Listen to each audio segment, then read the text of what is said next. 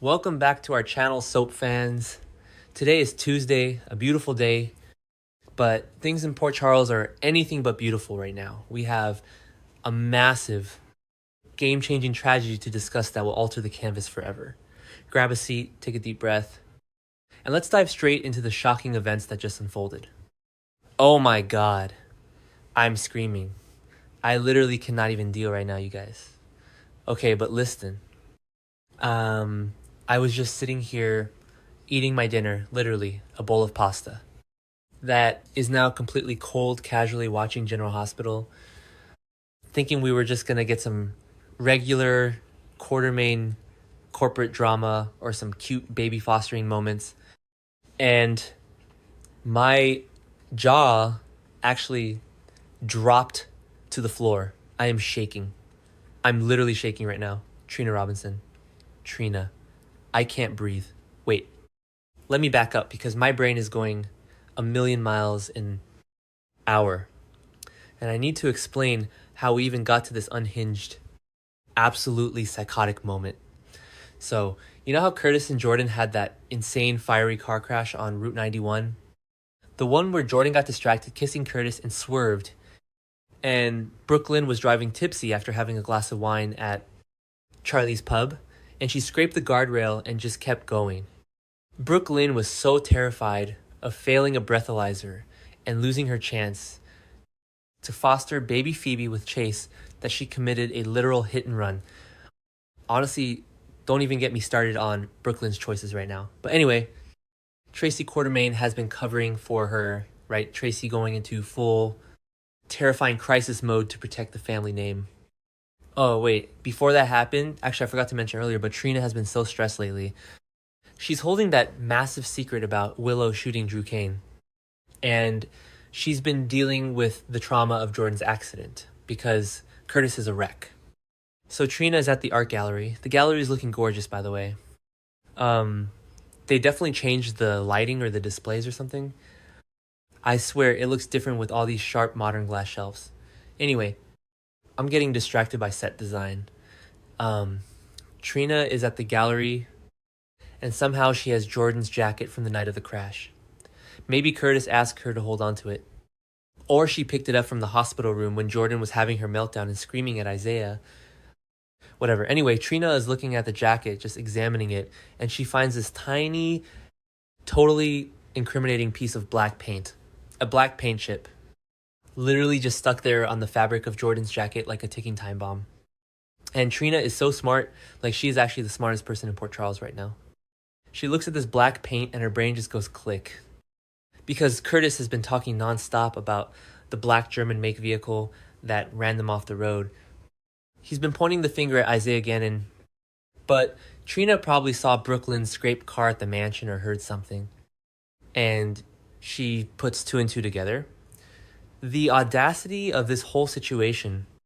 Trina realizes Brooklyn Quartermain was the one who caused the crash. At this point, I'm yelling at my screen. I'm literally standing up, knocking my drink over, yelling, "Yes, Trina, expose her. Call Dant." And that is exactly what Trina tries to do. She pulls out her phone, her fingers flying across the screen, and she's about to dial Dante Falconeri to blow this whole hit and run case wide open and clear Isaiah's name. But wait, oh my god, mark my words, this is where it gets so dramatic. Before Trina can even hit send on the call to Dante WHO, walks into the gallery Tracy Quartermain. Literally the devil in designer clothing. Tracy just materializes out of thin air like a jump scare in a horror movie. I choked on my pasta. I literally had to pause and text my best friend immediately, like Tracy is in the gallery. This is not a drill. She looks lethal. Tracy's face is like stone. She sees the jacket. She sees the paint chip. She sees Trina's phone. She knows. Trina knows. And Tracy is not about to let Brooklyn lose Harrison Chase and baby Phoebe over a hit and run charge. Not when they were just conditionally approved by Willow. So Tracy goes into full manipulation mode. She starts trying to buy Trina off. She's literally waving her Quartermain power and money around, offering Trina a massive, life-changing bribe to just stay quiet. Name your price, Trina. A new gallery, paid tuition. Just forget what you saw, she probably said. Which is instant, by the way. You cannot buy Trina Robinson Has Tracy even met Trina? Trina has the strongest moral compass on this entire show. She is Portia and Curtis's daughter, for crying out loud. She has been through so much trauma. She doesn't care about money. Trina looks Tracy dead in the eye, completely disgusted, and absolutely refuses. She's like, no, Jordan almost died in a fiery crash. I am calling the cops right now. The tension in this scene was so thick, you could cut it with a knife. I was like, are you serious, Tracy? You think you can just buy your way out of a hit and run that almost killed the former police commissioner? Trina is standing her ground phone in hand, looking so brave, and Tracy is starting to panic. And when Tracy Quartermain panics, things get lethal. We all remember what she did to Edward with the heart medication back in the day, right? She literally watched her father have a heart attack and withheld his pills. Wait, did I already say that? Whatever, anyway, Tracy realizes her money isn't working. Trina is turning her back to make the call to Dante. And Tracy just completely loses it. The desperation in her eyes was wild. She snaps. She absolutely snaps. I can't even type this without getting emotional. Tracy lunges forward. In a moment of pure unhinged, psychotic desperation to protect her granddaughter's foster, adoption of Phoebe, and the pristine Quartermain legacy. Tracy shoves Trina. Hard. It wasn't just a little bump or an accidental trip where they bumped shoulders. It was a full-on, malicious, forceful, two-handed push right to Trina's chest. Trina loses her balance. Everything goes into slow motion. I'm standing up in my living room screaming, no, no, no, Trina, at the top of my lungs. Trina falls backward, her arms flailing wildly, her phone flying out of her hand and skidding across the floor, and she crashes right into this sharp, modern glass display shelf in the middle of the gallery. The sound of the glass shattering was actually deafening. It sounded like a bomb going off in my living room. And the way they filmed it, cinematic but absolutely horrifying. Trina collapses to the floor in a shower of broken glass, and there is blood. So much blood. It was pooling instantly. The sharp, jagged edge of the broken glass shelf sliced right into her neck. A fatal wound. Her neck, I'm dead. I literally cannot breathe. Trina Robinson, our beautiful, smart, perfect Trina, who just survived so much trauma over the years, is bleeding out on the cold floor of the gallery because of Brook Lynn's stupid glass of wine and Tracy's psychotic need to control everything around her. Why would she do that? She needs to get it together, I swear. I was sobbing, actual tears rolling down my face. And what does Tracy do? Does she call 911? Does she scream for help? Does she try to put pressure on the wound to stop the bleeding? No. Of course not. Tracy stands there, looking down at Trina, gasping for air, and she goes completely ice cold. Her eyes were completely dead. It was the most chilling, iconic, but evil thing I have ever seen on daytime television. Tracy Quartermain just watched a young woman die to protect a secret. She just stood there, adjusting her blazer while Trina's life faded away. The absolute audacity. Not okay. I'm done. I am so done with Tracy. Okay, where was I? Right, so Trina is on the floor lifeless and Tracy kicks into hypervillain cover-up mode. She doesn't even shed a tear. She starts wiping down the surfaces. She takes her silk scarf and meticulously wipes her fingerprints off the door handle, off the glass, off the counter. She deliberately smashes more glass to make it look chaotic. She knocks over a display case full of expensive art. She opens the cash register and empties it, shoving the cash into her designer bag. She's literally staging a robbery. A brutal, violent break-in just to throw the cops off her scent. She is framing some imaginary thief for the brutal murder of Trina Robinson. Honestly, I am so sick to my stomach thinking about Portia and Curtis. They are going to be devastated.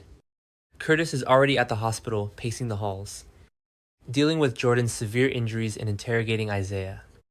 And now he's going to get the call that his daughter was murdered in a random robbery. And Portia is pregnant and hormonal and just trying to decorate a nursery with Stella.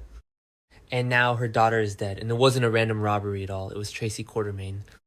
I'm calling it now. This is going to end badly for the Quartermains.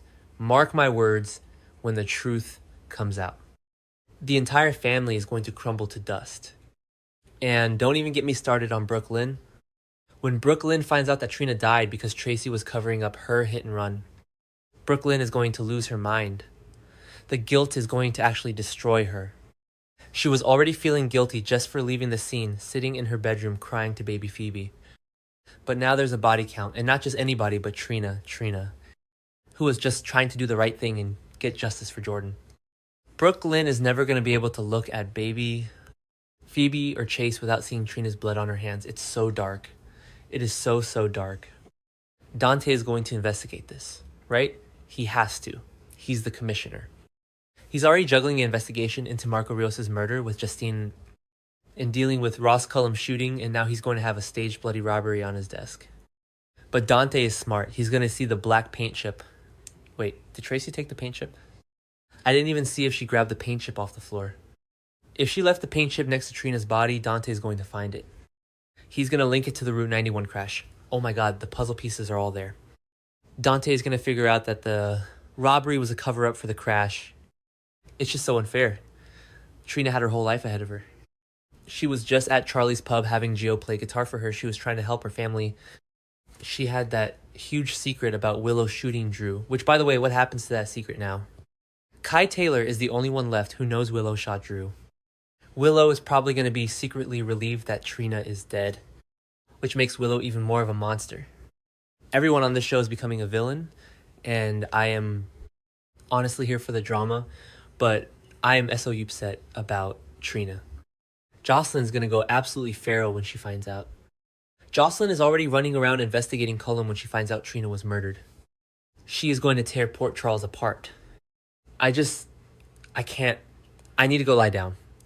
The visual of Tracy coldly staging a robbery, smashing art, and stealing cash, while Trina bleeds out from a neck wound, is going to haunt my nightmares forever.